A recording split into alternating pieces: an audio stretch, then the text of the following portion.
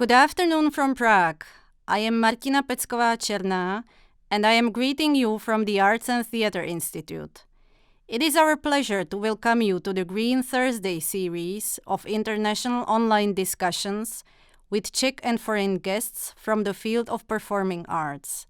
We are here every fourth Thursday at the same time, 3 p.m. Central European Time, with diverse moderators and guests ranging from dance and theater artists to curators, culture managers, and theorists.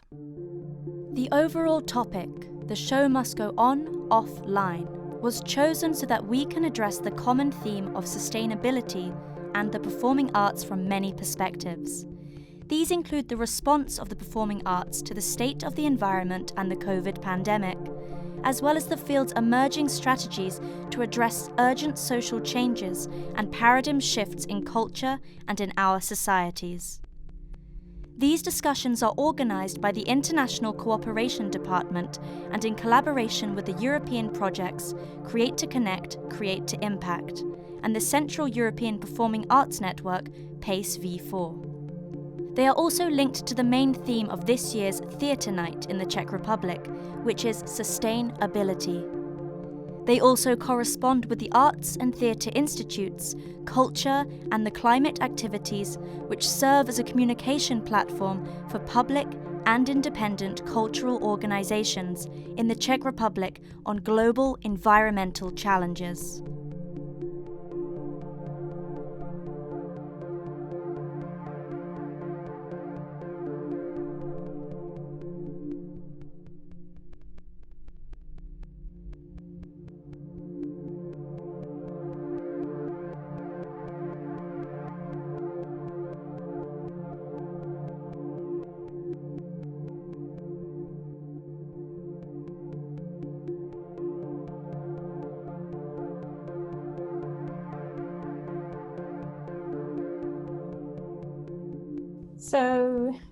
Good afternoon to everybody.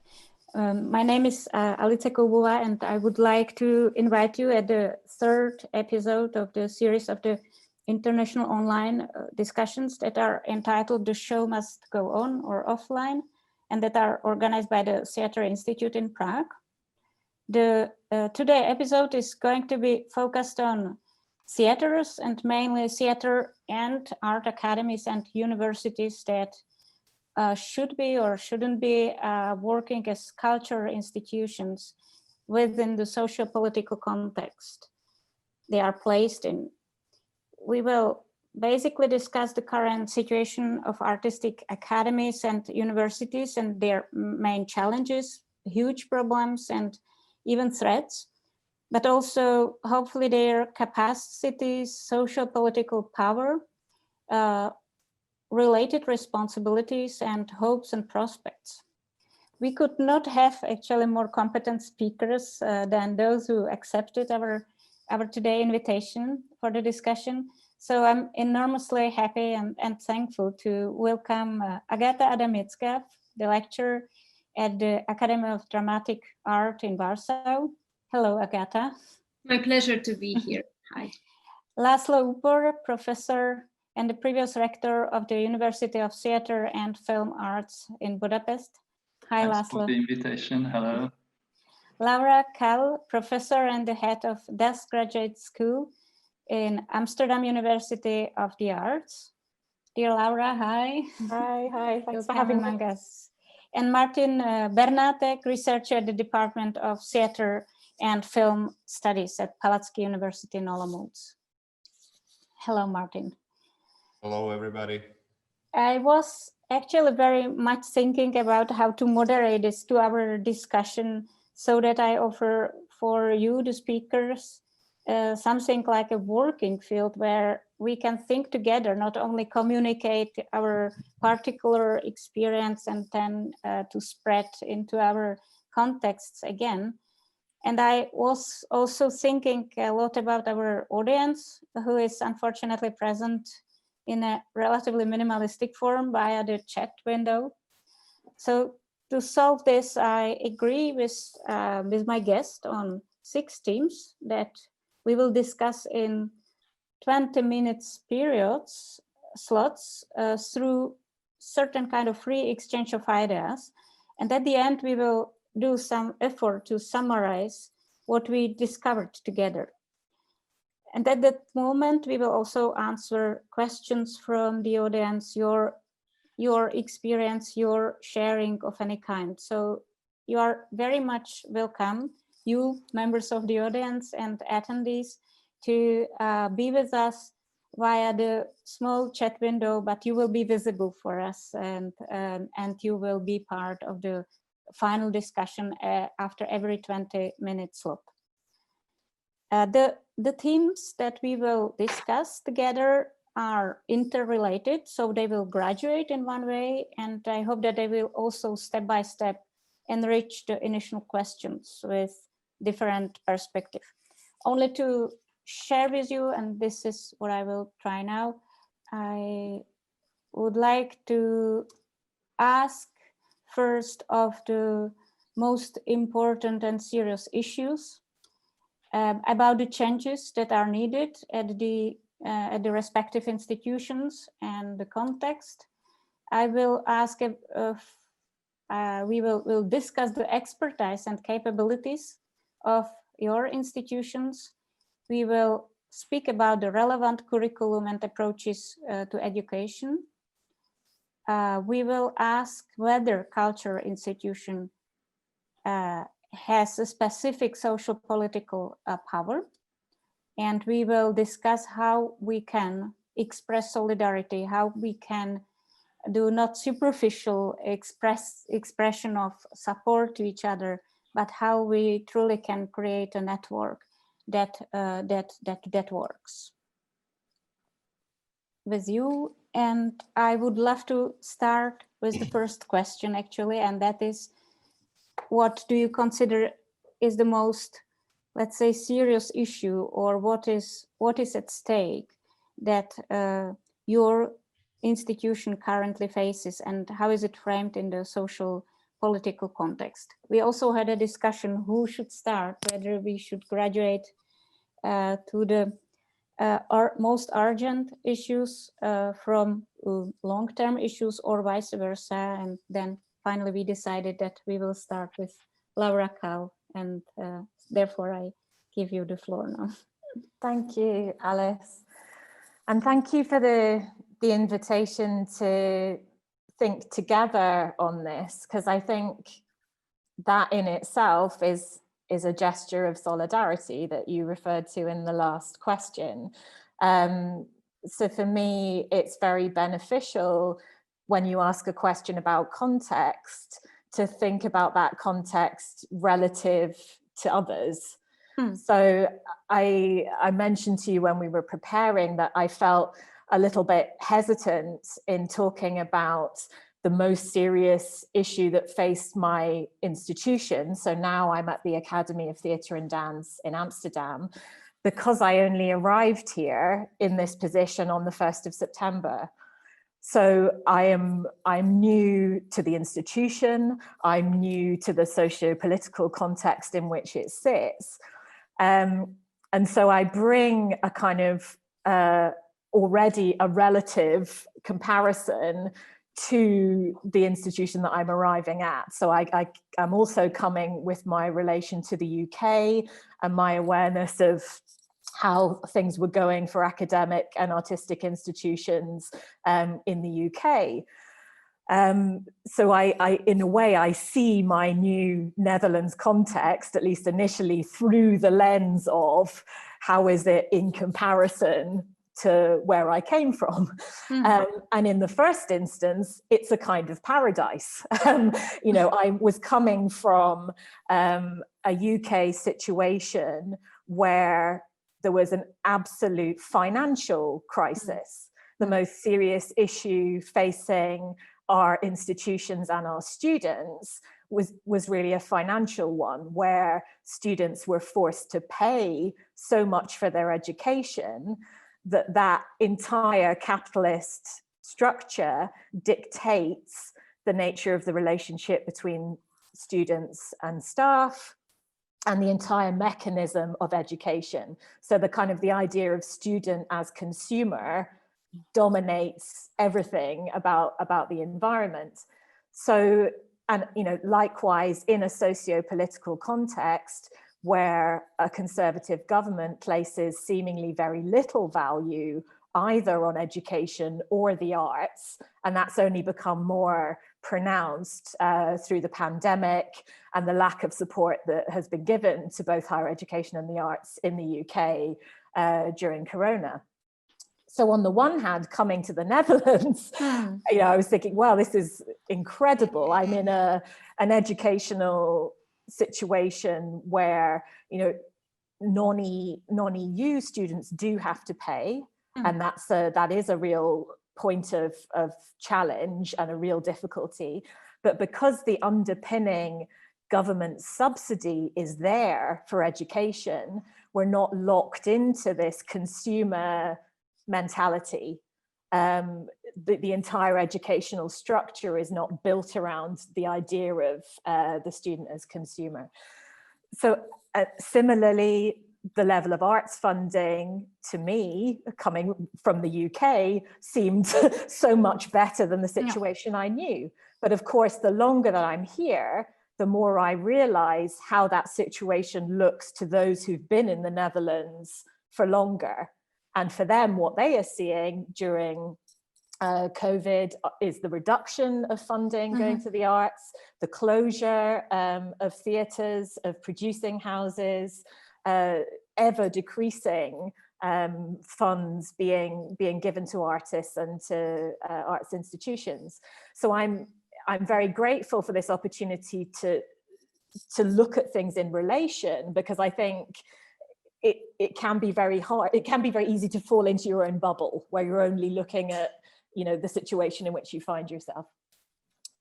But so when I initially thought about your question, though, I thought the most serious and pressing issue that the institution seems to me to be facing, and the question we are talking about most as staff, at least, or as leaders of the institution, are around questions of diversity, around access and inclusion. And the question of what each of those terms mean is fundamental to the problem.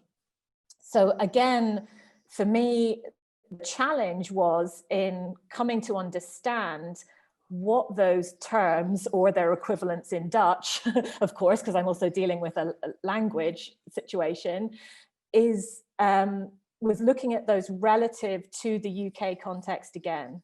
So I think many of us are dealing with conversations globally around access and inclusion, but these terms and the debate has a particular meaning and status here in the context of discussions around anti-racism in particular. So it's happening in the context, I'm coming to understand, of a very polarized debate within the Netherlands about racism. So for instance, there is peaking around the Zwarte Piet Sinterklaas celebrations. So if you've seen those in the Netherlands, the use of blackface as part of traditional Sinterklaas celebrations, and the anti-racist movement to have those banned as a national decision. So that has sort of become a focus for a very polarized debate around racism, but also more broadly around immigration, internationalization, and then broader questions around access and inclusion to our education. So I think that's the most acute issue for us right now, which is to do with the whiteness of our organization, which I mean not in terms of the skin, well, partly in terms of the skin color of our staff and students, but also the whiteness of our organization and our institution as a structural phenomenon. So how do we as an institution address white supremacy, and institutionalize racism as structures that impact and shape our organization, but of course extend into the cultural field and into society globally. So there's a complex tension between how the organization thinks about white supremacy as a global problem and how it deals with the question of race in particular in a local, national context where debate has become very polarized around questions of white and black. Thank you very much. So you mentioned the big question of students as consumers. You were talking about the polarization on race, but also with reflection or with regards to the question of national identity that you mentioned within the context of Netherlands, and accessibility and inclusion, and also the meaning of these words, which is a very strong point. I would like to ask Martin to go on and to bring his perspective on the same issue. So what's, according to you, the serious issue that the University of Palacký and maybe in general art universities in Czech Republic are facing? Thank you, Alice. My position is special because I'm located at the public university, so I'm not directly connected to the art institution or art field in general, as well as I don't have any big position at our university. So my perspective is defined by this this specific location, and I think that from my opinion there are two interconnected challenges that are in front of our institutions. The first one is quite general, and you can find it expressed already in the mid of the 19th century by Karl Marx in his famous thesis against Feuerbach. So the question is how to not only describe and explain the world, but how to change it. And the second issue is something that is again something that derives from my own perspective, because not only that I'm a scholar, but I'm also involved in a movement called the University for Climate or Climate Justice. And I think that the most urgent issue that our university or universities in general face now is, of course, the climate crisis, the climate change, and the question how to deal with it, how to use our institution, our capacities, our knowledge, basically our salaries and our positions to face it and to push the government as well as to transform the society to face this overwhelming crisis. And our colleagues are blockading the Ministry of Environment of Czech Republic for already 10 days, and they are still there. So this is something that is not only general, but also urgent, so they are still there. So climate crisis for me. Thank you very much. It's a very important maybe perspective, because Martin is talking for maybe more the so-called academic research institution, and then maybe the clash or the difference between academia and artistic institutions and their responsibilities, the expectations, how they should and should not behave in the public space, might be also one of our of the questions that we can discuss. I would love to ask Agata to go on with her point of view from Poland.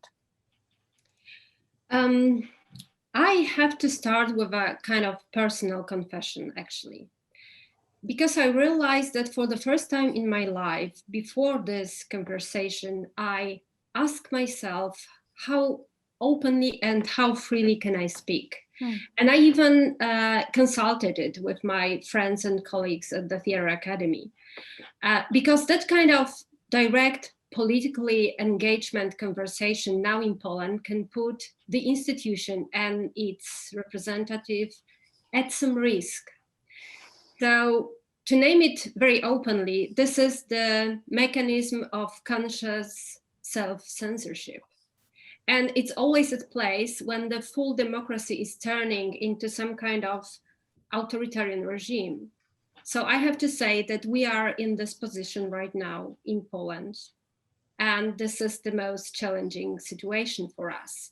Let me give you one very concrete example of the situation. You probably know that since more than a month, we are in a very heavy conflict, serious conflict and political crisis in Poland, which was triggered by the decision of our Constitutional Court about implementing of almost total ban of abortion. So despite the pandemic situation, which is in Poland really very bad, we are having a massive protest and unfortunately very, very brutal acts of the police in last days.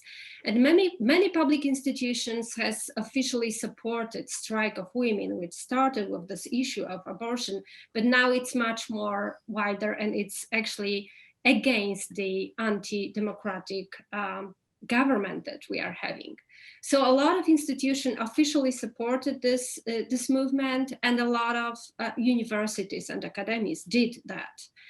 And also our academy made an official statement and we published it on our website. And our new Minister of Culture, Professor Przemysław Czarnek, has announced in a public television that he will punish the authorities of the university rectors mostly, who officially supported strike of women. And he also announced a limitation of public funding for those universities and academies. So this is something absolutely out of any procedures. This is an example of unlawful interference with the autonomy of the university. And the autonomy of the university, as we all know, is a base for the development of the scientific research and artistic freedom and creation, and the base of exercise of the right to science for the society.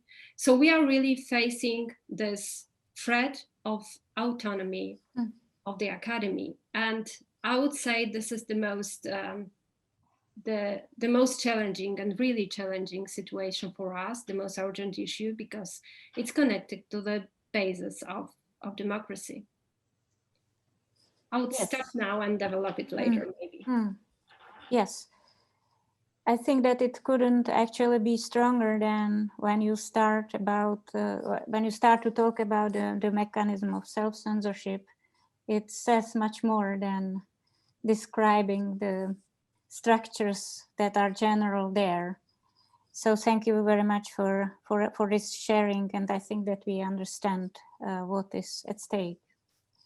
And then finally, I would like to ask Laszlo to bring his perspective on the situation of his institution in Budapest. Thank you. There's an old saying, Polak, Węgier, dwa bratanki. The Polish and the Hungarians are close friends, and they fight and drink together. And we are probably in a very similar situation in Hungary. We are living in a near totalitarian society now. Probably many of you know about. So we are all facing, everyone around the world, facing serious problems, global problems, the pandemic, the climate changes, etc., etc. But we in Hungary, and especially at our university, we are experiencing something we've never experienced before.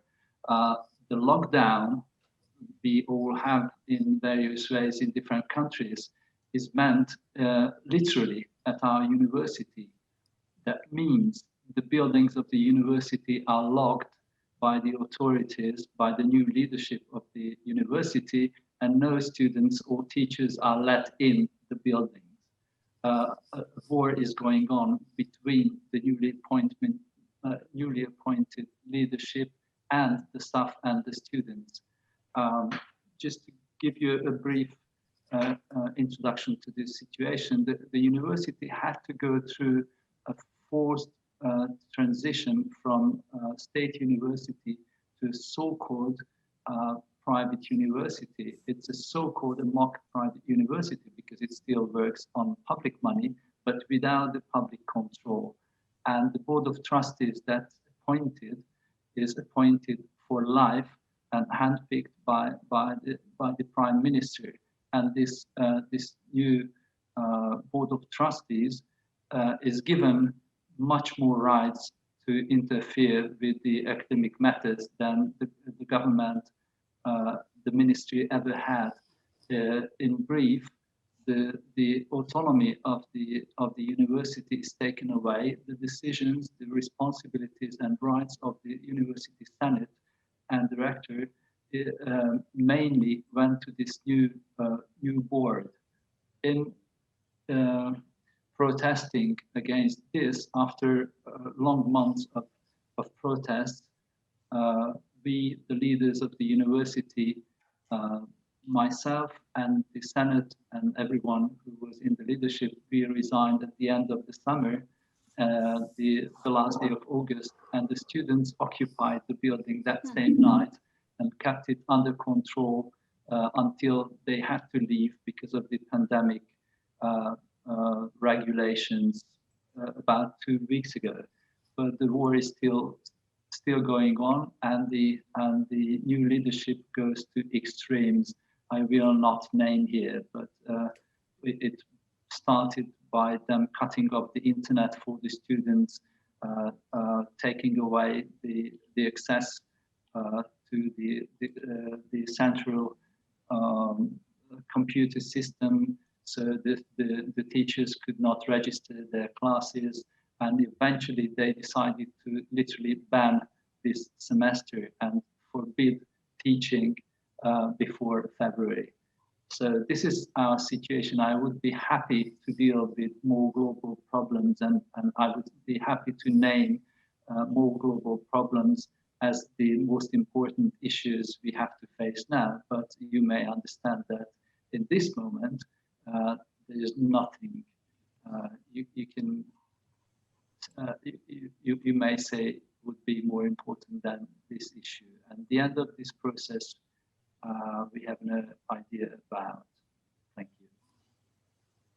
Thank you very much. I'm sorry, just a bit more addition to all the process. There has been, just like in Poland, there has been a so-called cultural war going on with the occupation of the art and educational institutions by a so-called conservative government that doesn't conserve anything because they are very keen in destroying the traditions. Sorry. Thank you for this tremendously sad report of the development of the whole situation in Hungary that we all are following nearly every day.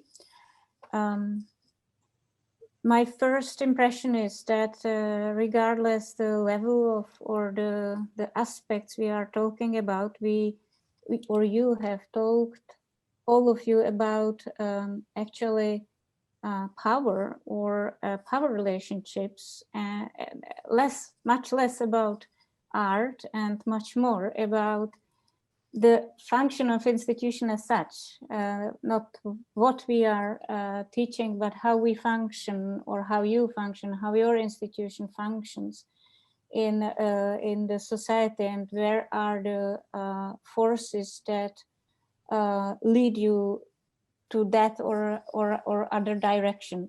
That's my first impression. That could be something like a common denominator, that the most striking issues are actually a little bit outside the curriculums. Am I right or am I not? What or do you have other other ideas you would like to add to this description. The second thing is, we all are members of the European Union, and we are living in different countries, but still sharing a certain legal connection in one way. Can we feel that what happens in Hungary happens in Netherlands to some degree? Can we feel that what happens in Poland is at stake in Czech Republic as well? Do we feel this connection as members of the European Union? When I felt very strongly when Agata was speaking about, well, your description of the need to self-censor, or your awareness of your self-censoring, for me, just attuned me to the privilege that I don't pay attention to enough, of a capacity to speak or to express a political stance. So I immediately thought of a discussion that we were having as colleagues a couple of days ago about making a statement on our social media platforms about the murder of João Freitas in Brazil. So we've been talking about what the position of the institution should be, or what we would like to do in relation to wider socio-political events.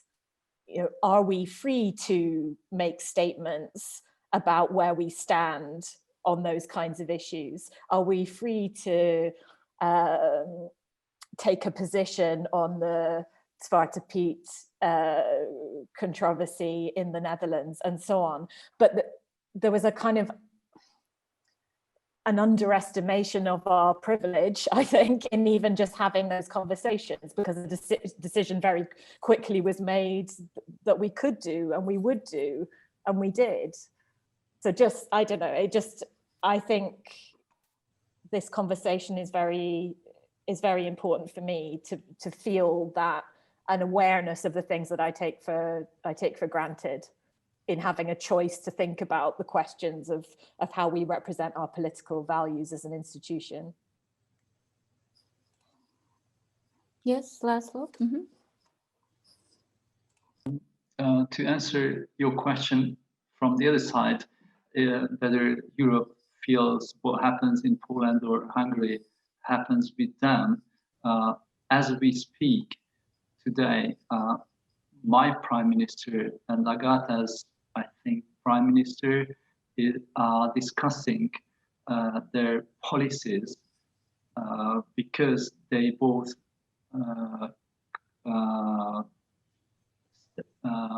gave a statement that they would veto the European budget for this for the coming years, because the support is tied to abiding the law of rule. I mean, the rule of law, sorry. And both Hungary and Poland vetoed this. And this is what they are discussing at the moment in the name of Polish and Hungarians are two very good friends. So I don't know what Europe feels, but we know what we feel at the moment. Yes, Agata? In this situation, I would like to stress what we are having, or maybe in Hungarian, in Laszlo's situation, what we are losing, but still fighting for. These are institutions, and these are phenomenal tools of, I guess, changing the situation. I mean, they are extremely powerful on the one hand and extremely fragile on the other.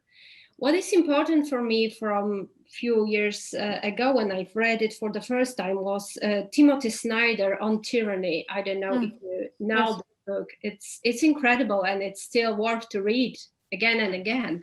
So his second lessons from it's 20 lessons from the 20th century. So his second lessons, I will read it because it's short and somehow extremely important for now. It's defend institution.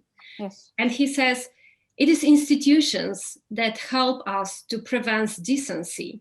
They need our help as well. Do not speak of our institutions unless you make them yours by acting on their behalf. Institutions do not protect themselves. They fall one after another unless each is defended from the. So choose an institution and care about a court, a newspaper, a law, a labor union, a university and theater, I add here to the list, and take its side.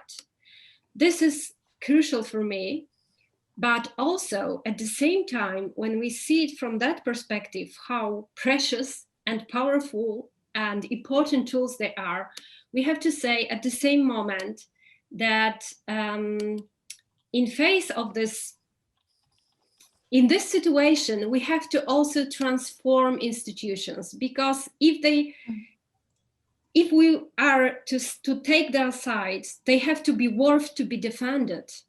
So I address to what Laura said before. We really have to transform our institution. It's not enough to defend them. It's not enough to keep status quo.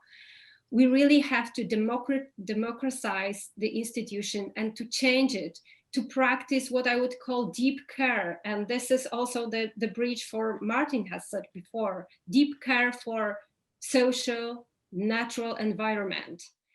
So actually my answer is for the situation is we need full mobilization to defend institutions, but also we have to reform them and transform them to be really democratic. And yeah, that's what I wanted. Mm-hmm. Mm-hmm. Yes, Martin?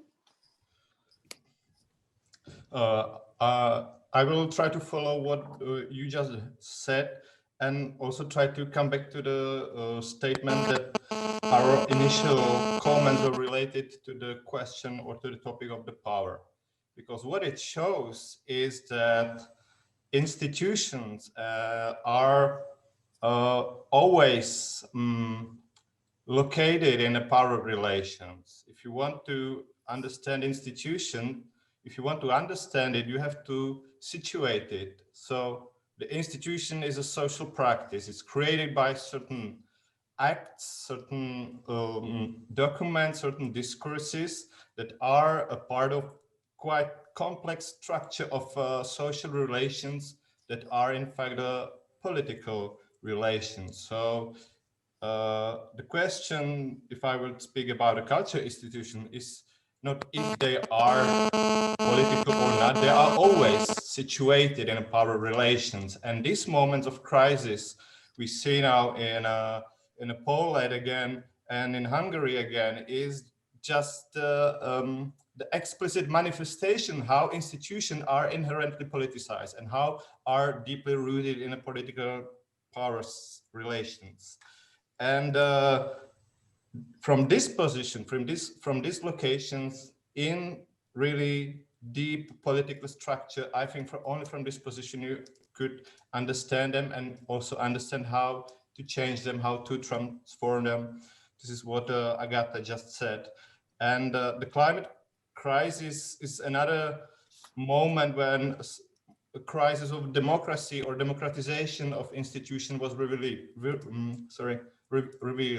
because it's not the issue, some kind of abstract issue. It's always connected to the democracy because there are actors who has more power to change something, and there are people and institutions who also have more important voice in, let's say it in a banal way, in making bad things. For example, one of the most influential institution now, paradoxically, in Czech Republic is the Czech Conference of Bishops. It's institutions of church, and Czech Republic was always understood as a secular country. many people are proud about this secularism of Czech Republic. And what we see now is rising power. And in 2 weeks, I think it was, 2 weeks ago, this bishop institutions nominated a special person into the board of Czech television who actually was very active in, let's say, in proposing, I would call it the destruction of the supervisory board of the Czech television. So you can see that on one hand, it's good to take care of institutions, but on the other hand, when you understood institutions as something that is rooted in the political relations, then there are different types of institutions. So the logic of power is also logic of the conflict and contradiction. So I think this is also important. And I was quite surprised, or maybe it's not a surprise, that the Minister of Culture in Poland is a professor. So is somebody who was educated in a university probably. And this is something quite good to analyze, how different positions from a sphere that could be understood as homogeneous, some kind of university, is actually a battlefield. So this is really a question of the power. Great, thank you. When talking about a battlefield among different power sources, could we maybe formulate in one way or another from where the hindrance comes in maybe even Laura's case, because you also, Laura, mentioned some problems with or challenges when it comes to accessibility and the battlefield between national identity and equality. Where comes it from that there is actually something like a battle?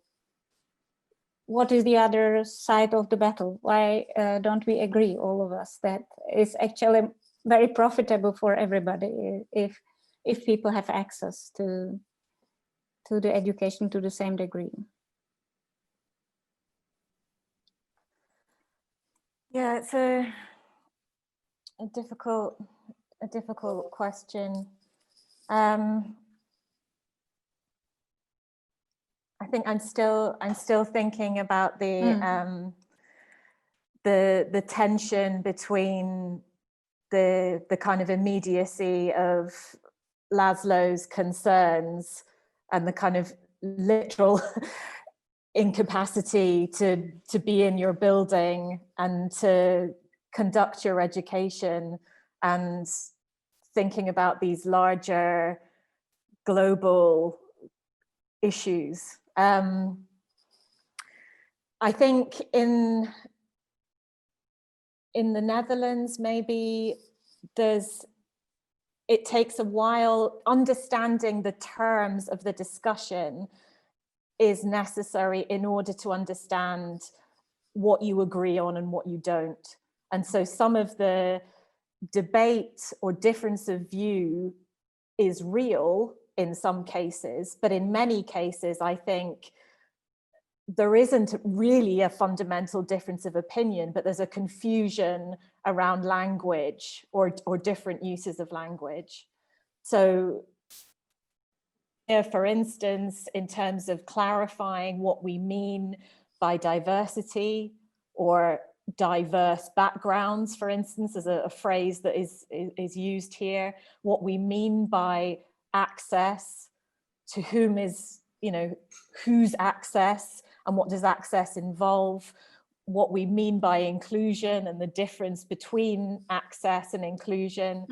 All of those discussions around those terms are important. And so also when Agata was talking about the idea of the institution as producing new worlds or new relations, as kind of modeling new modes of relation, and you talked about the idea of deep care.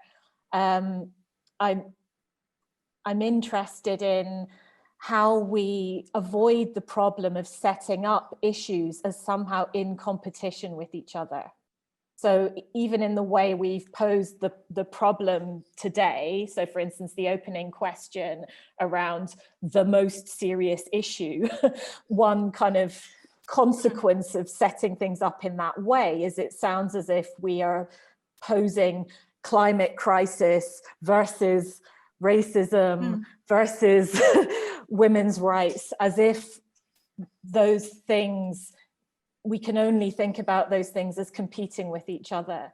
Exactly. When Agata's talking about deep care, my understanding is that partly that's about the ways in which we cannot think about equality when we're talking about power relations as a separate issue problem. So how do we think about the fact that climate crisis, of course, has a racial dimension that affects populations unequally, so that we can't separate questions of racism from questions of climate crisis? So, and of course, the question of competition arises when we experience limitation. So we think, well, I have limited resources, or I have limited energy, so I have to choose somehow which issue matters most to me. And that is real, of course, as an activist or as a cultural worker, or however you see yourself, you're aware of your own limitations. But somehow I'd like to think there's a way of thinking about issues and thinking about equality in a way that doesn't falsely separate issues and set them up in competition with each other. And in my own context, I've seen that happen where, for example, students who identify as Black or as people of color are being set up as somehow in opposition to an international student body. Or there's a question about, well, we need to get more Black Dutch students as part of our community, not so many international students, as if somehow we need to think about those issues that are both about access, financial access, for instance, and inclusion, as if we need to set up those groups separately from each other.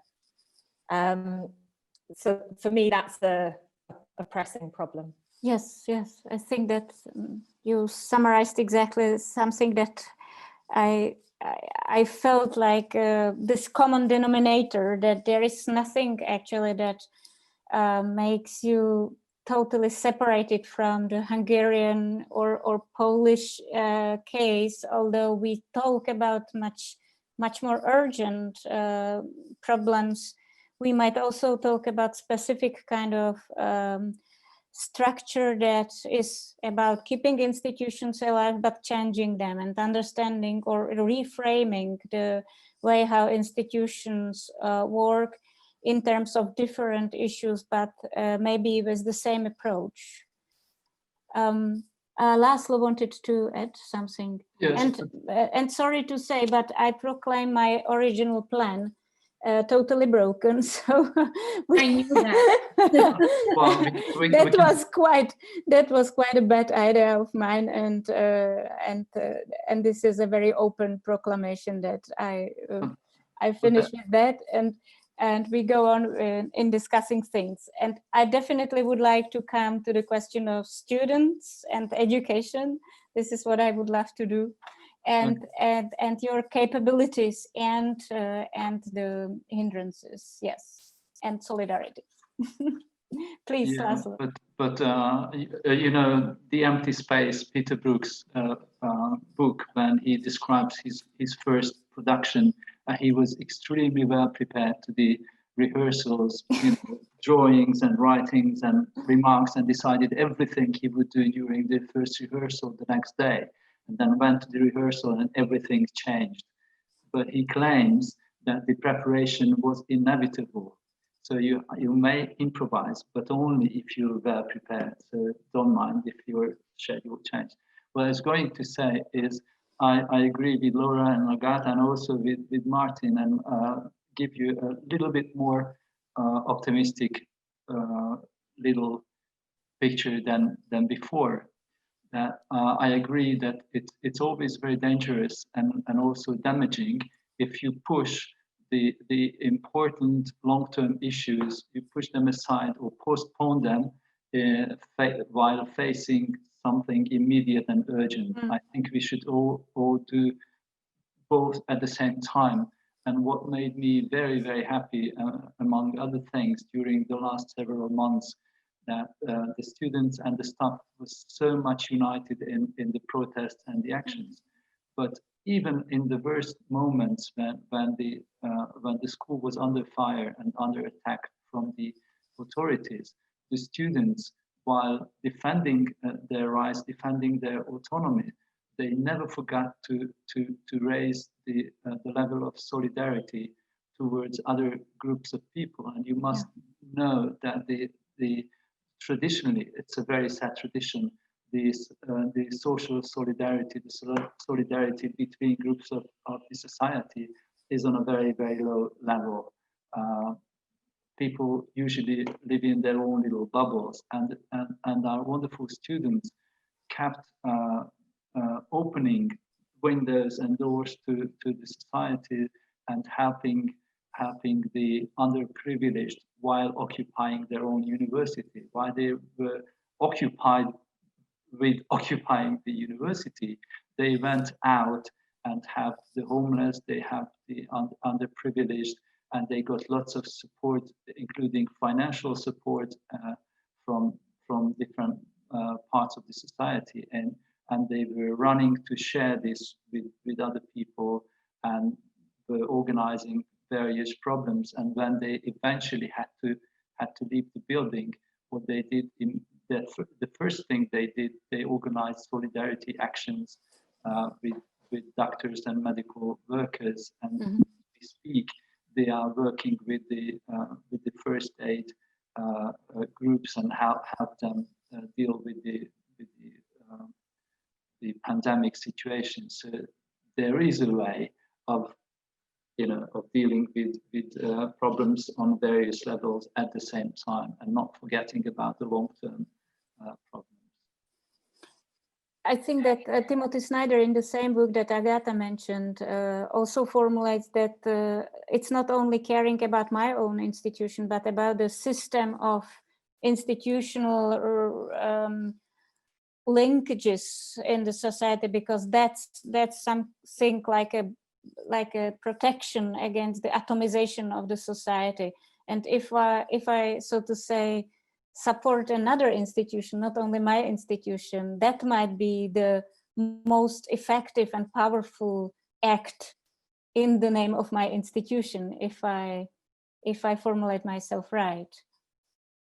So I think that your reputation of your theater academy, Laszlo, is also great because you care about the others. It's not only that you do excellent art, but because you are an engaged school. Agata wanted to say something. Yes, I just wanted to say that I really deeply agree with this, what you have said. I mean, especially Laura describing the intersectional approach. That is crucial. We have to see the problem in the networks and relations. And I would like to say a few words about the very exact possibility of supporting that approach. Me and Laura and our institutions are together in the grant, in the program which is started this year. And it's within Erasmus Plus and a strategic partnership. We started this grant. We got the foundation from the European Commission in the Warsaw, it's called Change Now, and we are together in 4 schools like DAS Graduate School and Royal Conservatoire of Scotland, Institute for Applied Theatre Studies in Gießen, and National Superior Conservatoire of Dramatic Art in Paris and Warsaw. And it should be a platform of mutual exchanging and learning and exchanging of good practices. And in this dialogue, we can catch all these interdependencies in the power dynamics. As you started, you've changed perspective from British to Netherlands, and you immediately saw so many things in this situation. I mean, so many different relations of the power, different dynamics of the power. So I think it is absolutely crucial to be in the dialogue and to learn from each other and to exchange this possibilities, these points of view, and to build up really this alliances and networks of cooperation, but also of different points of view on the power dynamic.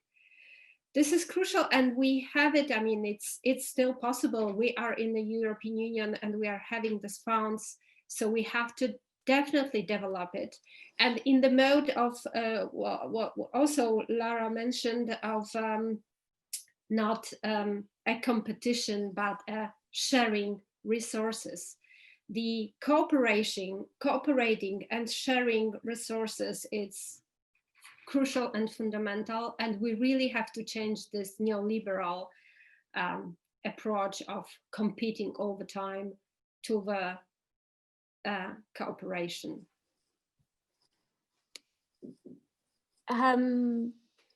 I don't know if it's appropriate, but what can we do as the minimal step for you, Laszlo? What can we do for the University of Theatre and Film Arts in Budapest right now from our positions, so that we are not only talking about things, but doing things, as Martin mentioned at the very beginning? I know that also talking is doing, and this is the performative act that sometimes means a lot. But is there something else than describing how Europe is polarized, or how different countries are polarized? What can we do? Well, it's difficult to say, because none of us have ever been in a situation like this, so we have no idea. We have been, I think we've tried everything on a political level, on the official level, the civil protest, the civil disobedience and everything, and we are still fighting. We don't know if the case is lost, I think. Well, we've had a huge wave of solidarity coming, messages and protests from all over the world. It's always very good, but I don't know how much it can help. If the worst comes to the worst, there is a break between this leadership, and they claim they are the official school, and the rest of the school, the students and the staff. So if the worst comes to the worst, then we need to rescue some of our students, or all the students from under the ruins of this institution. I hope it will not happen, but we are very close to that point. And of course, that would also mean that we should try and find and rescue the teachers as well. We don't want to cut the school in pieces, but we don't know if we can stay together, which would be the most important thing. The unity of this small group of people, only 400 students and 100 staff, all in all.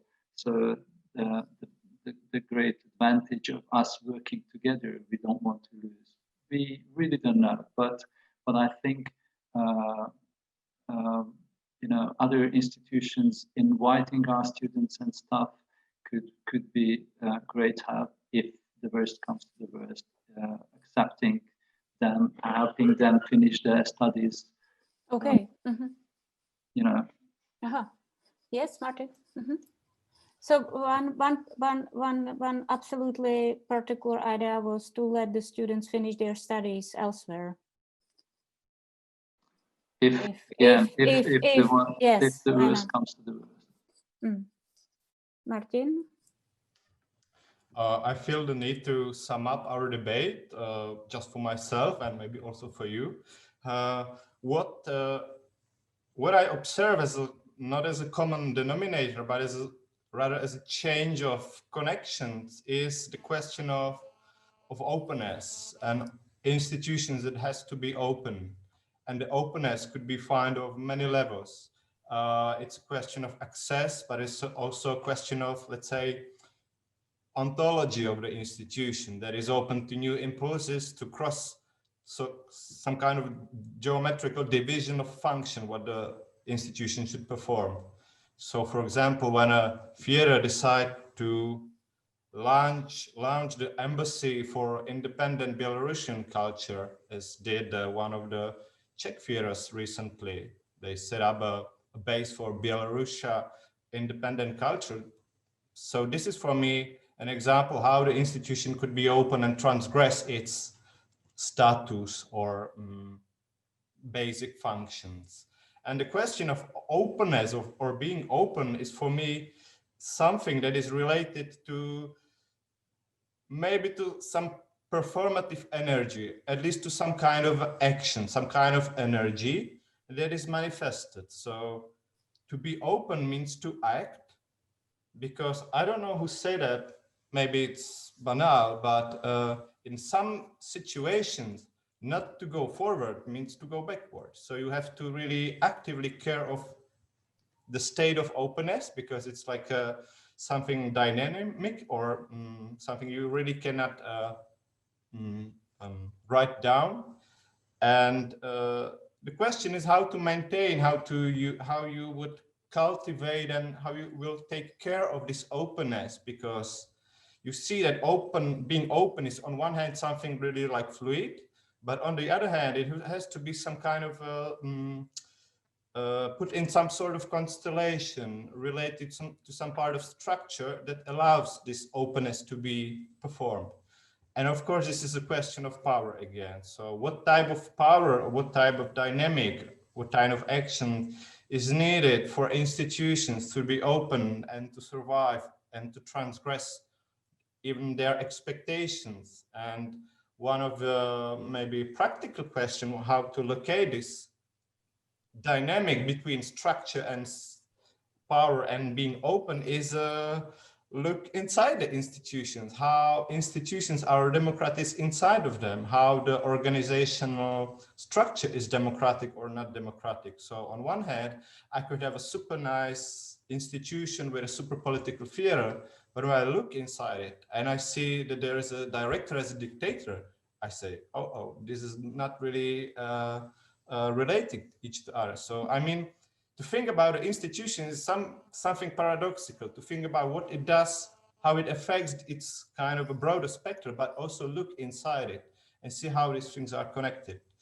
I don't have much to say to it because I'm, as I said at the beginning, located in a quite special institution, but maybe this is the chance to look more deeper and focus on art institution, on art academies, how they function in this way. That's a very, very pertinent kind of question for our organization. So the Academy of Theatre and Dance describes itself and models itself, or attempts to model itself, as a tilted organization. So they have in principle, a very strong emphasis on democratic participation and some very clear rules in place about how consultation needs to work, with how decision-making operates, the participation of groups in decision-making when decisions are going to immediately affect them, and the levels on which those conversations need to happen. But there's some interesting analysis at the moment about the gaps between that aim of democratic participation and how it manifests in practice. So the kind of, and as you're talking about, this sort of constant need for attention to how that practice is performed or is failing to perform. So it's, yeah, that question of kind of what the the organizational structure of the institution itself is, and the power relations that are present within it are very pertinent to us here. So for another example, on the master's courses within Das Graduate School, they historically have always referred to the students as participants, and the idea is that to aim for a non-hierarchical relation in terms of the dynamics of education. Again, that's the aim. How do you realize that aim when clearly there are still inequalities and hierarchies, not least in the sense that staff, of course, are paid to be there, students or participants are not, and or are paying to be there? Or how do you maintain that equality when evaluation is still a part of the requirements of education? So can you have an equality and a full participation of students in their education when you are also trying to conduct mechanisms like evaluation that seem to reinsert a hierarchy?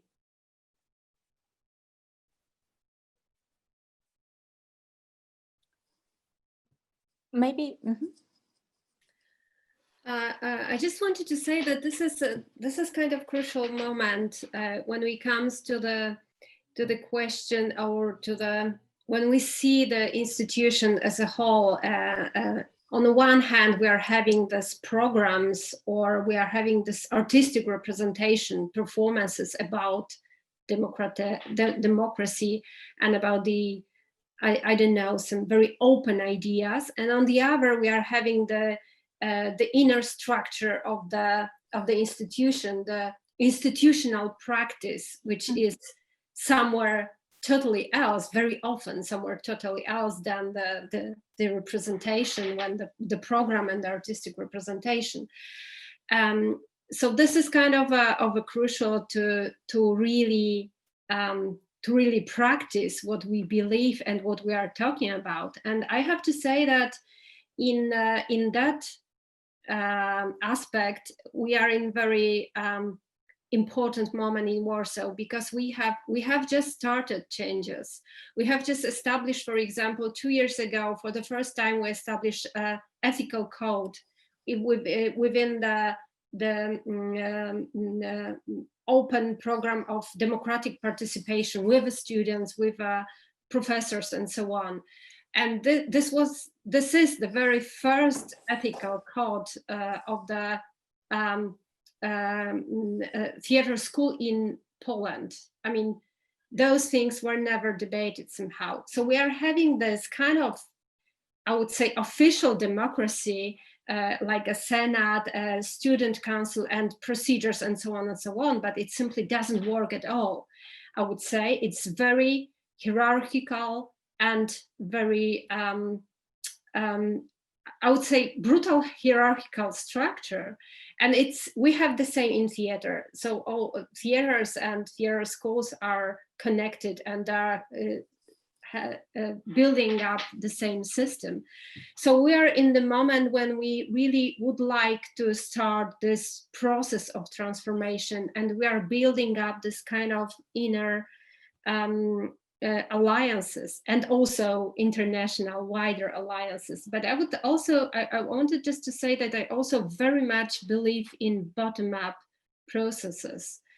And this is crucial to connect it. I mean, this institutional processes, this procedures and changes, and also this bottom-up energy. I think Martin was also talking about it when we're talking about the openness. These are all these two processes. And I just want to shortly say about the incredible performance, one of diploma that we had last year, just before the pandemic.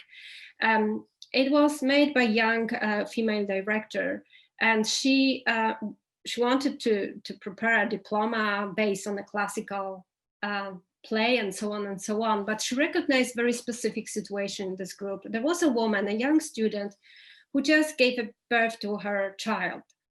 She had I don't know, 5-month-old child, So the director decided to include her and her child into the whole process of rehearsing and of producing, and then of having this performance and of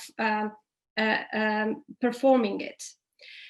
She changed everything by that step, because institution had to recognize this reproductive work, let's say, this process of caring as a part of a public space.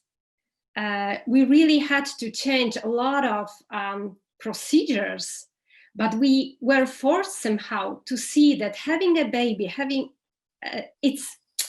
it's our common case, let's say. It's our common responsibility. It's not just the case of that woman who is our student. It's the case of the institution. We really have to include her and her baby, and we have to include all this process of caring, because we are not, this independent subjects of, again, neoliberal idea that we are, on the market, and we are the public space and private space are not connected, and so on and so on. So this idea of this young director, Anna Smolar, has changed our institution by the practice. And now we are having different kind of agreement, of contract, for example, for a mother. And we are having this experience. And this is extremely pressure for me. So this both direction, from up and from the bottom, have to meet somehow in this process of transformation. Yes, Laura?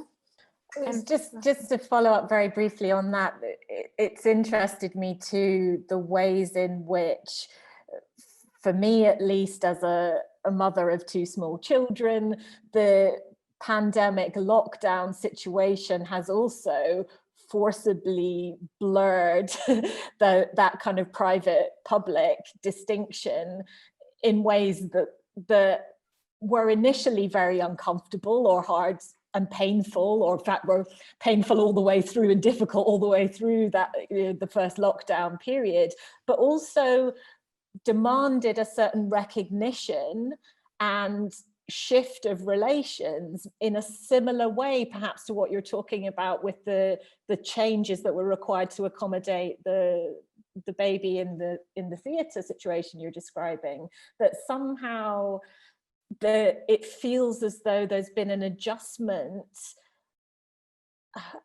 around an awareness of our interconnectedness and our, the multiple other relationships we are serving, not only the professional ones, but changes the expectations we have on ourselves in these Zoom encounters, whether it's a meeting or a public panel discussion or like this one, because my 4-year-old daughter might pop in and appear at any time, that it's allowed somehow for a new acknowledgement of that reality that is all too often called upon us to kind of leave at the door of the office, or not really included as part of our whole selves that we might want to bring to the workplace. Yes, Laszlo. Yes, please. Yes, yeah. So no, it's wonderful, because this is exactly what I was going to talk about. That there are some developments, slow processes, and suddenly something happens and it changes the course of things from one moment to the next. I also suggest you all, if you need some radical changes, you should experience some brutal intervention by the government. A year ago, or maybe a year and a half ago, we had very serious debates inside the university. We are very proud of our institution, very proud of the master-disciple relationships, working in small groups with masters, etc. But some of us started talking about the downsides of this hidden hierarchy, because by the master leading the class, the master being the god of the group of students, there is actually a built-in hierarchy. Of course, the master, the big artists have credits and experience, etc., etc. But there are dynamics built in that are not so healthy, and especially not in our case. The students, the school were a little bit secluded from the rest of the society.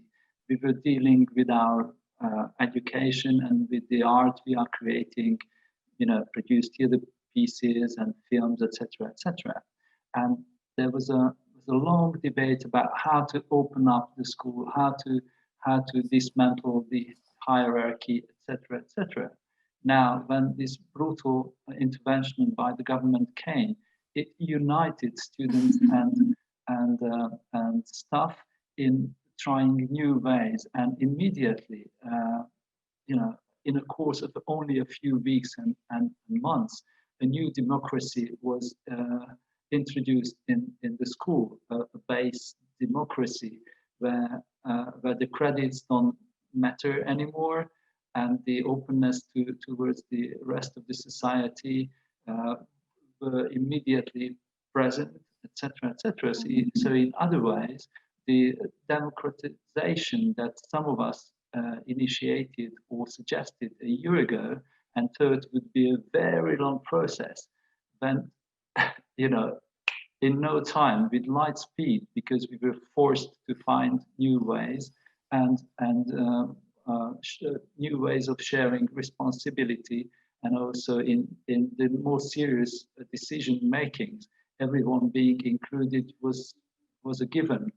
And it feels so natural now, only a year or two after those serious debates about this issue. So sometimes, yes, just the moment would turn everything.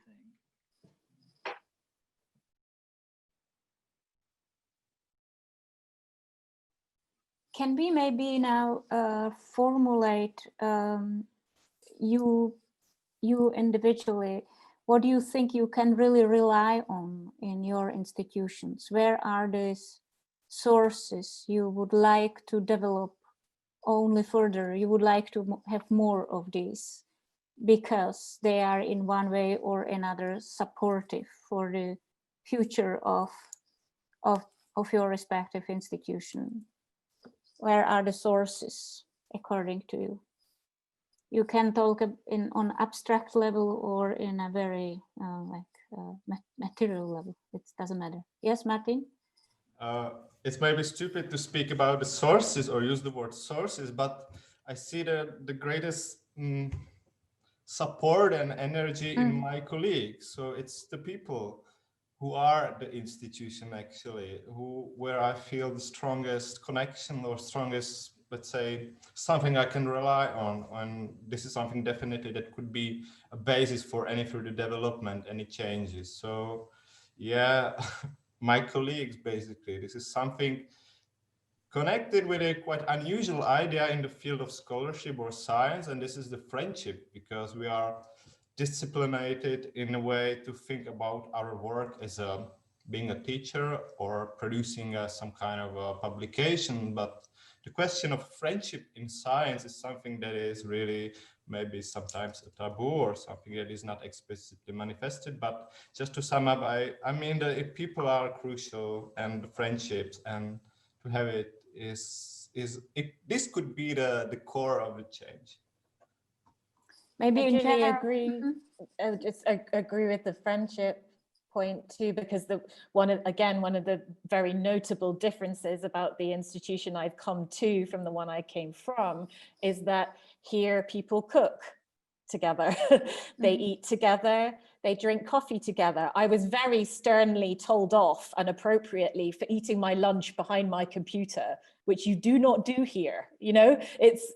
It's an important and strong recognition that we are a community of colleagues where sociality and being together is valued as how our educational work together functions. So I think that's really important. And then the other part I very much want to preserve that wasn't part of my previous institution is about kind of a sense of collective responsibility and collaborative work. So what I appreciate about how the education has been shaped here is that although the students do think in terms of an individual research trajectory, they are encouraged to think and work collaboratively across difference. So all of the, they think of themselves as a collective, as a community within their year groups, within their programs. And whereas in the academic context, there still seems to be this constant emphasis on the individual and on individual production. And I know, of course, that we have that in the arts too. We have the model to think about yourself as a brand, as a cultural producer who has my practice, my statement about what my practice is. But somehow it feels to me here that something I would want to preserve is the emphasis on the collaborative work, on the value of thinking together, what can only be done together, that still is so much missing, at least from my experience in the academic domain, that there just aren't the structures even for collective production in the same way in academic research, or certainly not enough. And it also helps in terms of leadership. Sorry, one last thing is it also helps in terms of leadership. Yes. To say the leader is not some top-down individual organizer who takes responsibility for everything that happens. How do we think about leadership in the context of bottom-up and collaborative responsibility and organization, which to me doesn't mean there is no leader or there is no leadership or there is no direction. It just means a change in thinking about what that role might be or how it might be played, so that there's still a role in terms of coordinating bottom-up activity, whether that's in a theatrical context or an institutional organizational one, but it's not a individualist top-down role. It serves a different kind of purpose. Thank you. I only would like to add maybe some of my experience from the work with ethical codes in the state-run institutions that also concerns the leadership role and the role of the leader, that also the leader, it's decisive whether the leadership really means it, whether the leadership is ethical to that degree that he or she allows for these democratic processes and welcomes them. So that's the role of the leader, so to say, to embrace or to decide for herself or himself not to be the authoritarian leader, and that decides enormously a lot. This is what I experienced actually. So not only bottom up processes, but also just one gesture, but that is really not superficial. That I'm not the leader here, but I'm the facilitator of what happens at the institutions. It's the institution decides a lot. And my second remark is that, so to say, friendship sometimes hurts, or friendship sometimes is a difficult thing than the connections that are more superficial. So when we decide to be friends at the institution, it's also a commitment for maybe much more work than just to go and fulfill my the description that I have in my contract. So that was only one short remark, that it's really not easy, but it's worse. Please, Laszlo. Yes, and at the very beginning, in a different context, Laura said that sometimes we don't know how privileged we are. Mm. And I think we all have to remember how privileged we are, that we are dealing with arts and artists and the performing arts. There is practically no film or theater piece that could not be based on collaboration, even if it's a solo piece. So our everyday functioning, our everyday life is about collaboration. and by collaboration, you learn unintentionally. You learn to accept the others, to understand the other one, etc., etc. So this is our bread and air and water, and we don't even realize how lucky we are compared with the rest of the society that are not so much used to this kind of thing. And this is how, and I'm sorry if it sounds bragging, but this is how we are more open and more experienced in interpersonal exchange than the rest of the society. Not because we are better, but because of this practice. This is how we work. We collaborate. We work with each other's ideas, with each other's sentiments, with each other's notions, etc. And we should never forget what a huge advantage this is, and we should never forget the responsibility that comes with this capacity we learn and develop in ourselves as individuals and as creating groups, creative groups. Would you all agree with this actually fact that artists in one way or another are forced to collaborate in order to do good art, and through this practice they learn capabilities, or they learn how something they can bring to the society, and to be specific agent or stakeholder in the society that can, let's say, enrich the public space? Or do they have other expertise or capacities?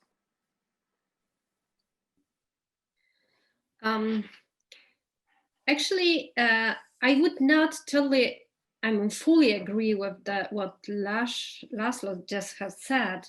I mean, of course, the art, especially theater and film, based on cooperation, but it doesn't mean collective work, or it doesn't mean democratic way of working at all sometimes. I mean, in speaking from Polish perspective, I have to say that actually I have pretty different perspective. I would say that, of course, we are having these tools. I mean, they are in the structure of our work, but we are not using them mostly. I mean, this is I would say that relations concerning the power dynamic, relations in the art are extremely brutal in Poland. Sorry, just a short interruption. This is why I added that we should never forget about the responsibility that comes with this. Yes. Sorry. Yes, that's true. I mean, on the one hand, I definitely agree with you that we're having these tools, but this is very difficult for me to observe how we are not using them, or they are even counterproductive in the sense, because the hierarchy and the I would say brutal violence sometimes even in theater, it's incredible, and it's on a somehow, I would say, much higher level, if I put it in so simplifying way, than in other places somehow, because we are having this very strong model of a master, of I would say director as a god mentality even. And for example, we are now experiencing very serious issue concerning to Me Too in one of the most important independent theater, Gardzienice, which started its history in the 70s in a huge movement of I don't know how to say it, contra-culture, that's how it, yeah. So, and now what we have learned from the stories of the women who experience incredible violence in this theater for years, it's really shocking. Yes, it's Włodzimierz Staniewski's the leader of the group. And I would say, unfortunately, that this is not a very separate situation. I would rather say it's a norm in the Polish theater. Of course, it's not maybe that drastic, but we cannot say because we don't know. We are at the beginning of the process. So, so this is, I mean, I would like to understand this, and there are many analyses, but it's still not enough, definitely. This incredible contradiction within this field of the art. We are having these tools, and on the one hand, I'm seeing that they are very consciously used. For example, we are having whole the generation of young, mostly women, but also men directors who are very consciously working with this power dynamic and really changing the way they are working. For them, it's obvious that actually everything is coded in the process of production, in the way they are working. This is the field of the politicality of the art. So they understand, and I see it, and it's very optimistic. But on the other hand, I see this incredible contradiction, and the level of abusing the power in the field is shocking still, and we have to really change it. That's why we're having this Change Now program, and Change Now, it's I mean, it's extremely important. That's why I said that defending institution also have to mean transforming institution, and it's a very urgent issue. Mm-hmm.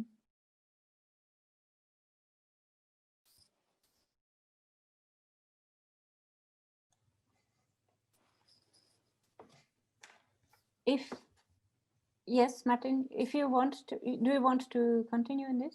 Yeah, but maybe you have some more urgent issue.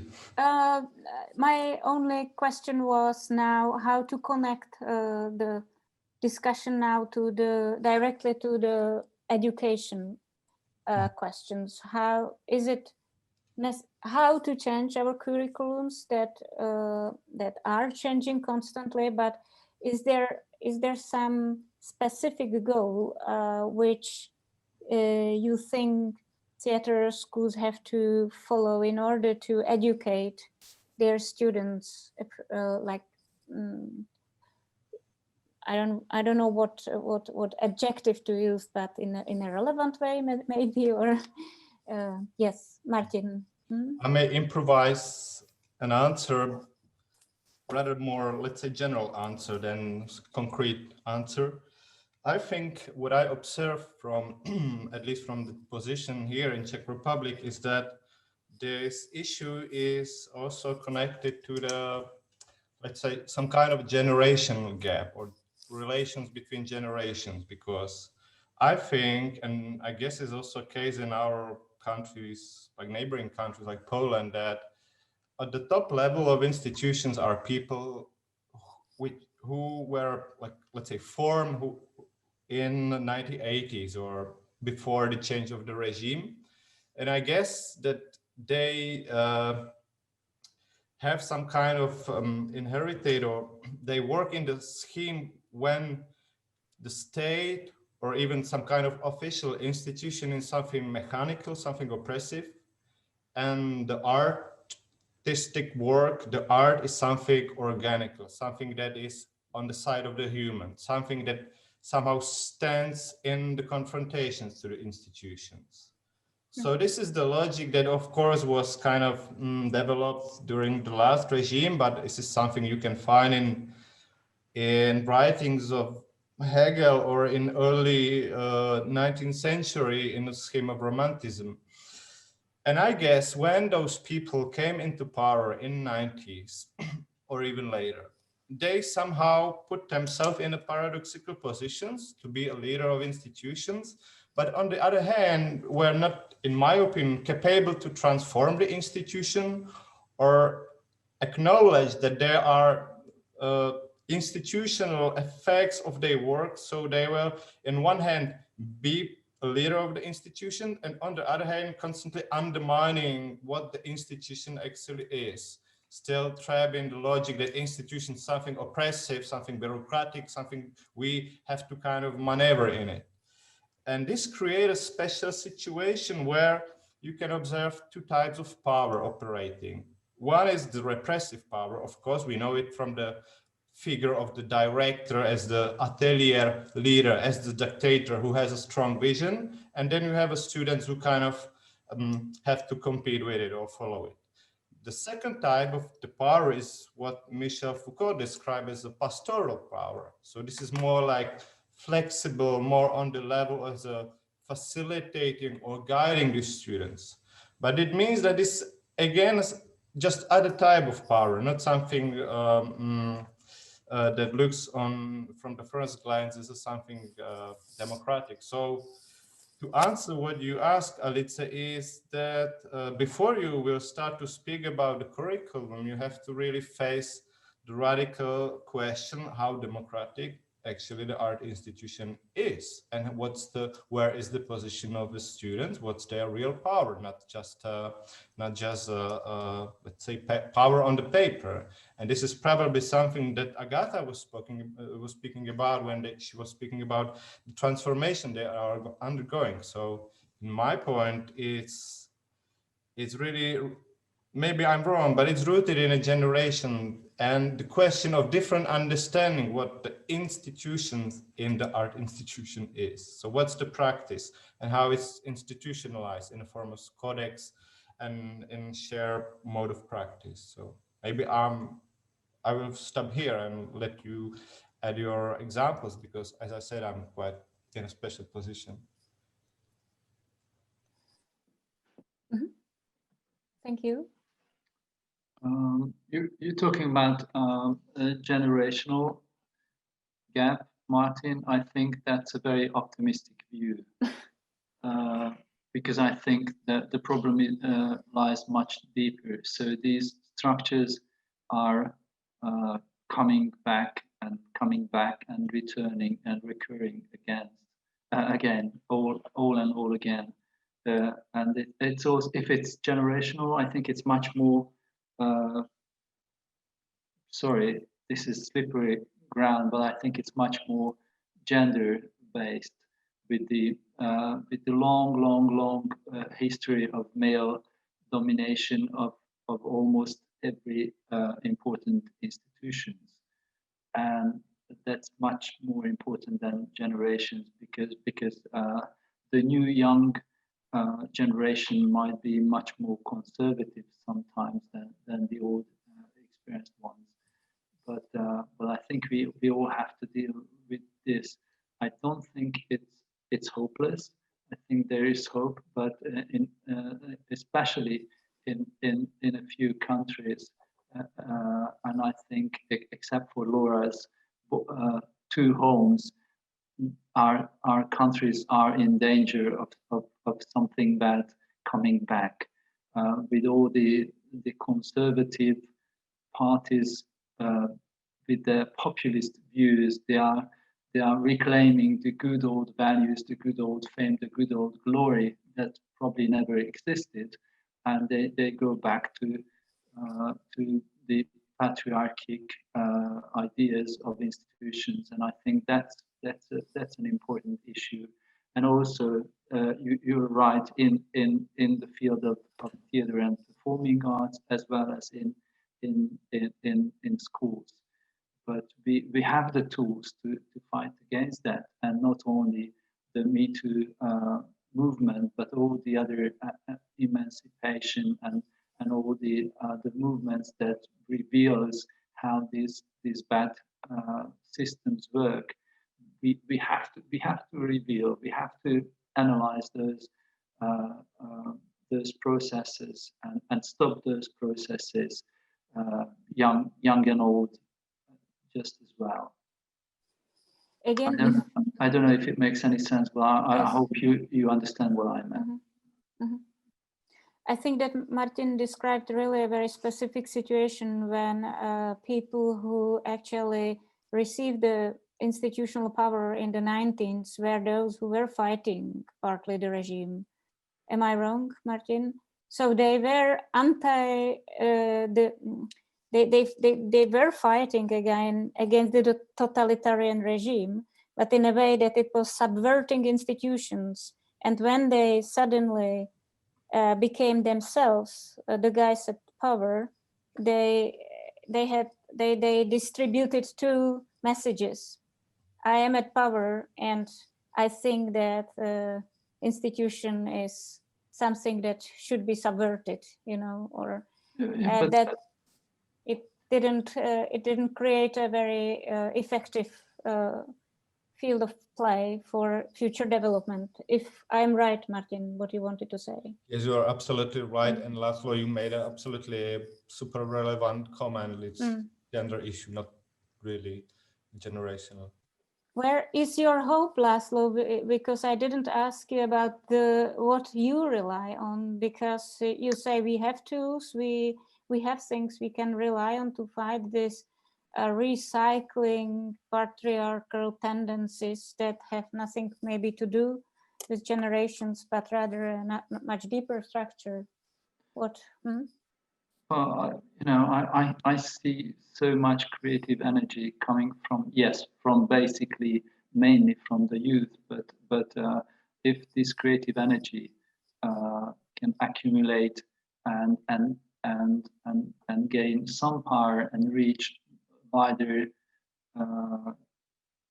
sections of the society and the civil society, just like in luckier countries, can at least wake up and experience their own power, experience some courage. Like Agatha said a long time ago, like an hour ago, that she had to think about censoring herself, and at some point people would wake up and say, listen, this is just not right. It's insane. It's absurd that you cannot say what you think, you cannot say your words, you cannot act the way you should. And this is something we can teach. And by we, me, I mean the artists, the art society, the art students. We can teach other people that there's nothing wrong with expressing yourself. There's nothing wrong with acting the way you want to. There's nothing wrong with discussing serious social issues. And I think if we do have some hope, then it lies in this creative community realizing its power not to change the world, but to change people's approach to their own actions, to their own ways of expression. You see what I mean? And I do have hope in that because I work with young people and older people who share this opinion. I wonder if I was thinking back to what Agatha was saying also about this question of process, or theatre makers needing to really look at their own processes and how they go about approaching the work, and how that focus on the how rather than the what, or the how as the what, if you like, also affects how we think about curriculum. So the question is not so much what should we do with the curriculum, but how do we empower students to be the drivers and have agency around the self-development of their own curriculum. So that consideration of how, the form of education as also the content, or crucially as the content, seems important here. How do we support them to self-determine education individually, collectively? What does that mean for us as educators, or our responsibilities within that paradigm?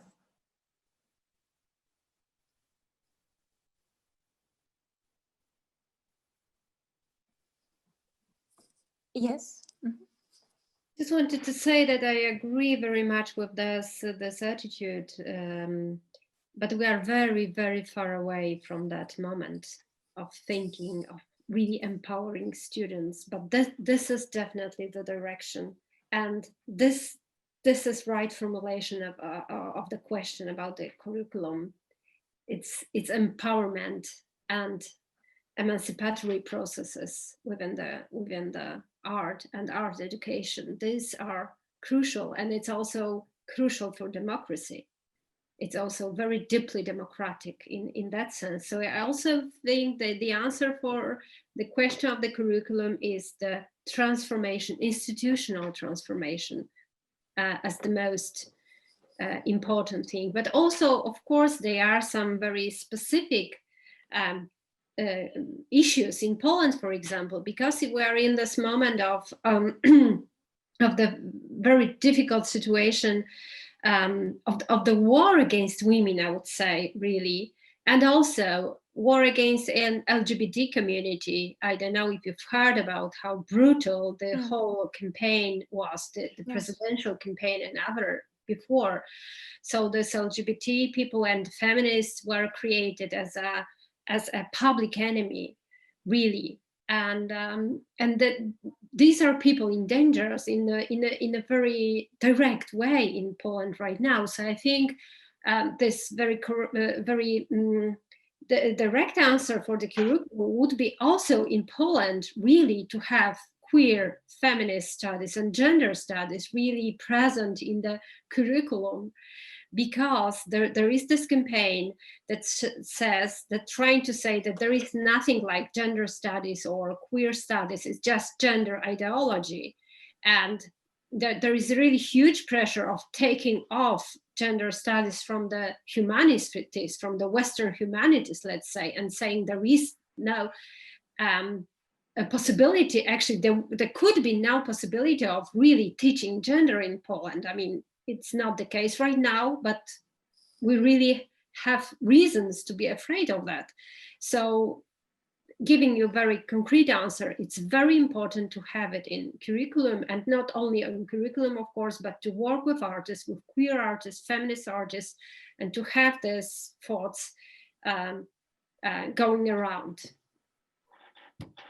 And it's not so far, you know, we had an equalities minister in the UK recently saying, this is the equalities minister, saying that critical race theory should not be taught in universities or schools, that white privilege should not be taught as a fact. You know, so it's like that government interference with critical thinking around questions of identity is also present in the Tory government in the UK at the moment too. Very worrying. And I wonder why this new tendency. I mean, 10 years ago, 15 years ago, there were serious issues that all the governments had to deal with, and suddenly all these populist approaches, you know, in all around the world, not only in totalitarian countries, but all over the world, they gained more and more ground. And I don't know how it became a political tool and weapon, even in countries like the UK.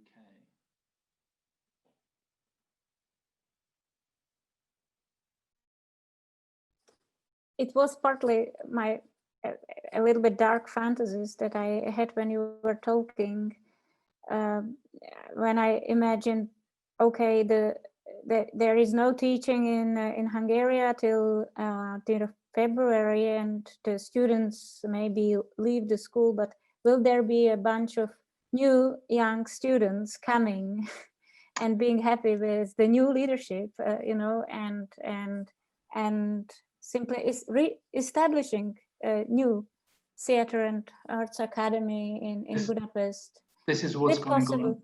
This is what's going on right now. We actually do teach. We don't care about the leadership banning the teaching.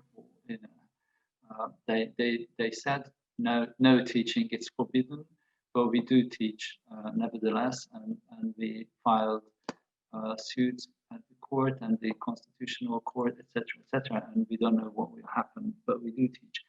Meanwhile, this new leadership is renovating a building somewhere outside the center, and they are claiming that from February on, this school will be totally different, and we will be asked one by one if we cooperate with them or not. So this is how dark it looks now. But we are very happy with our students, and the students are very happy.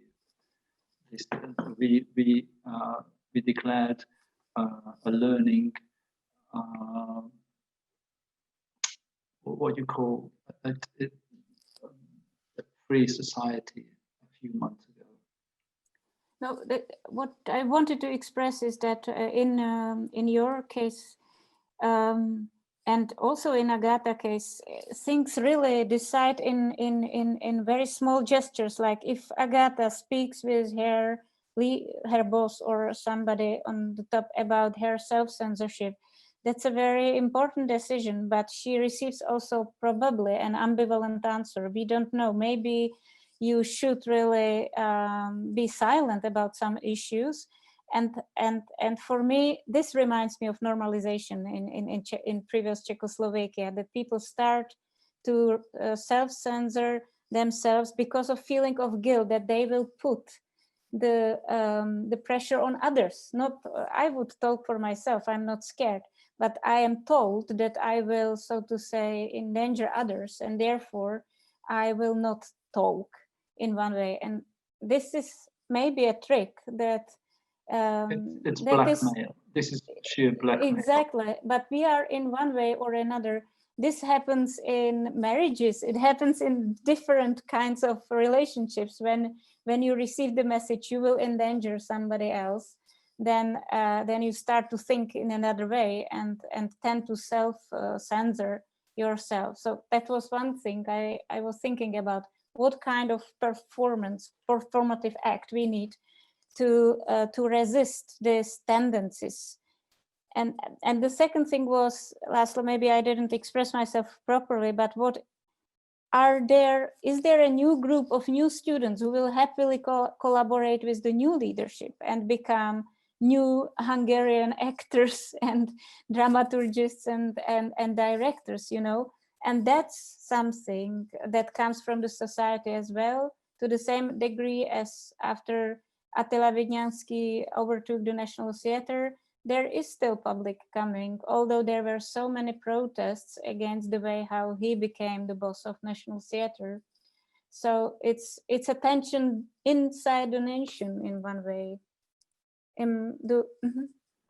It's difficult to say, but I'm almost sure there will be students who want to go to that school, because this is basically the theatre and film school in Hungary, with a very high prestige and traditions, etc., etc. So some people may not know about the nature of the changes. B, other people would say, I don't care, I want to study theatre and film, and I can deal with this. A little remark, the National Theatre has no big audience, even several years after he was appointed. But that doesn't change anything. I'm sure there will be students, and in a few years' time, I'm sure there will be some consolidation, and no one will be interested in the genesis of the new school that is born in sin, so to say. But we'll see. This is not the end yet.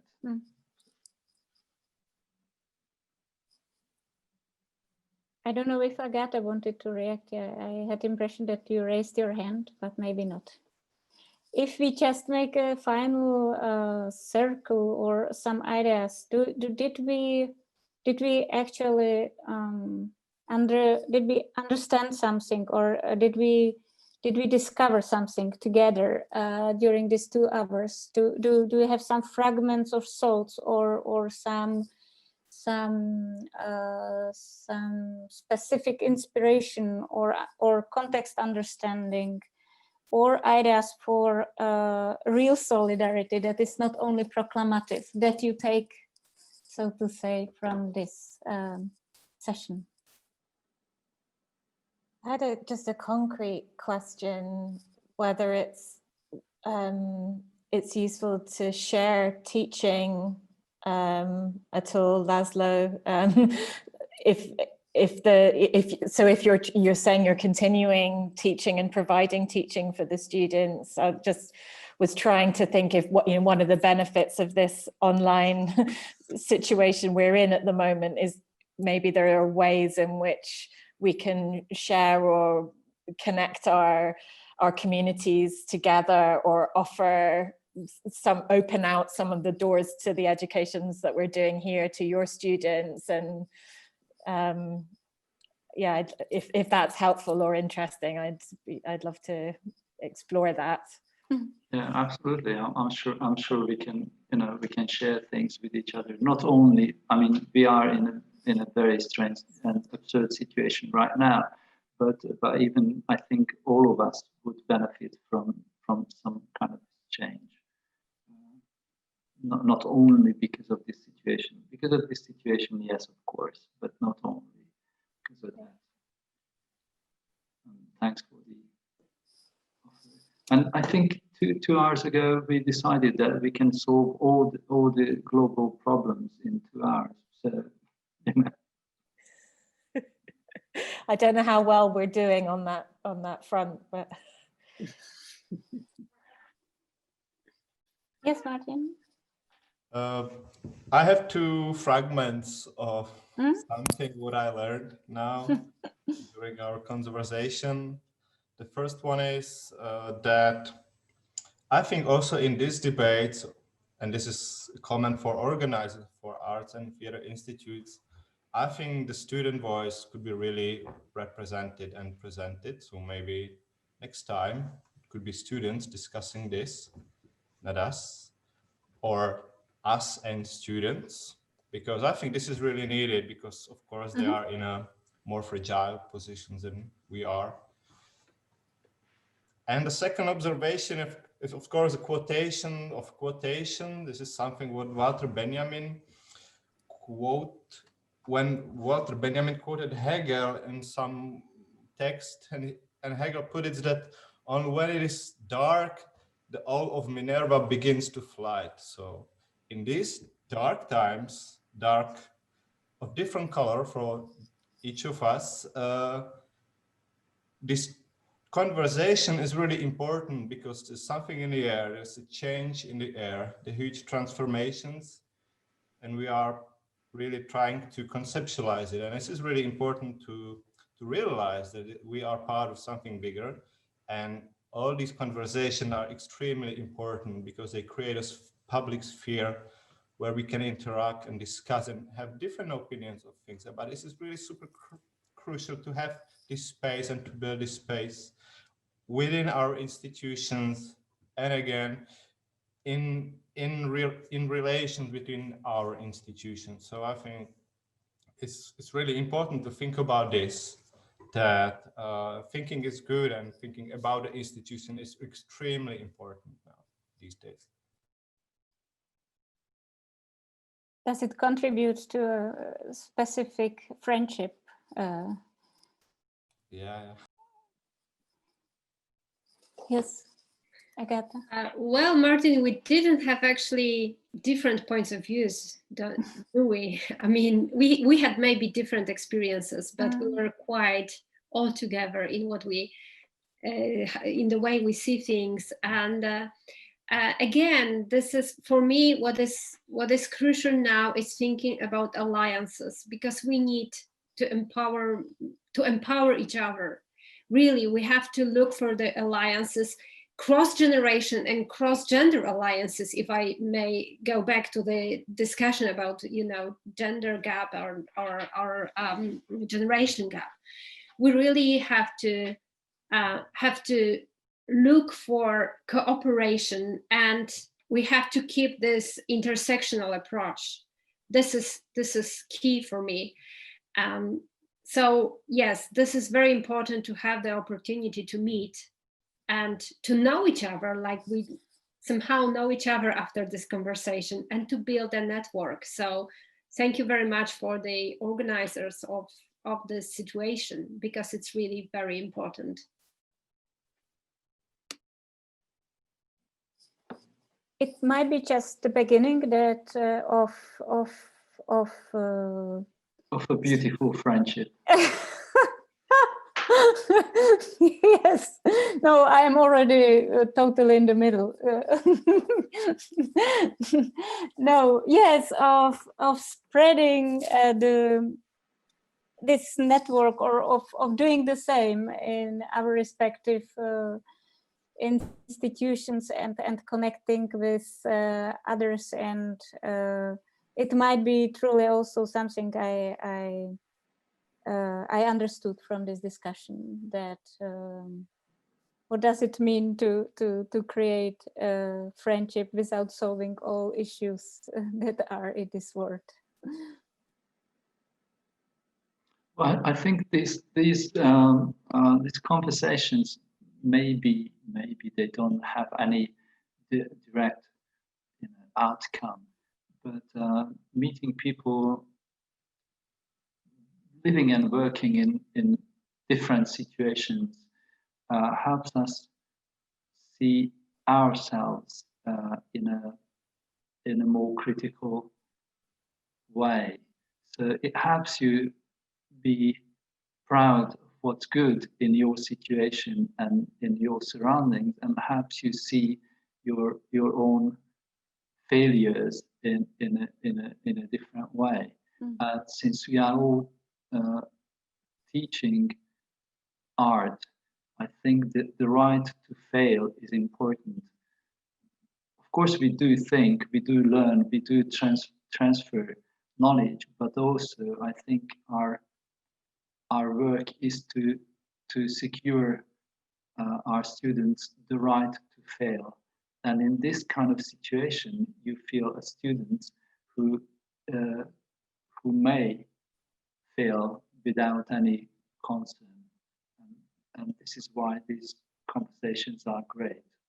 And thank you for the invitation, really.